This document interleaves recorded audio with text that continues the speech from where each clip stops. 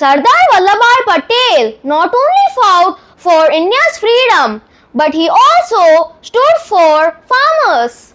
He led Bardoli Satyagraha.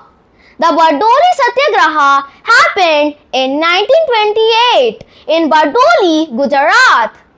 It was a farmers' protest led by Sardar Vallabhbhai Patel to fight against the British government who increased the land tax by 22%.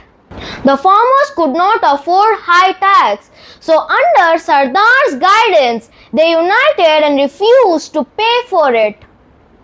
They stayed strong and disciplined even though their lands and properties were taken away. The protest followed non-violence and lasted for about 6 months.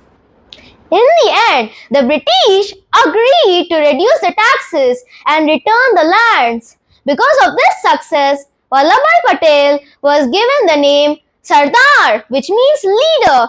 Stay tuned to know more about him.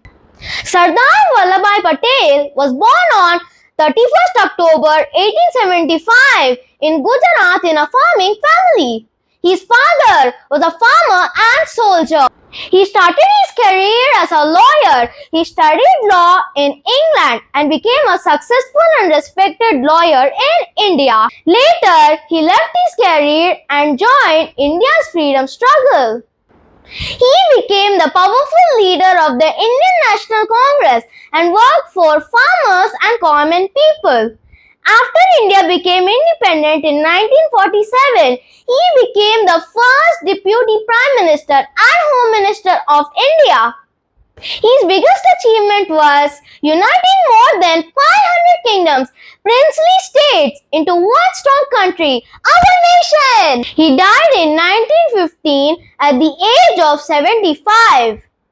History remembers him not just as a leader but as the Iron Man of India, Sardar Vallabhbhai Patel, who united India with his strong will and determination.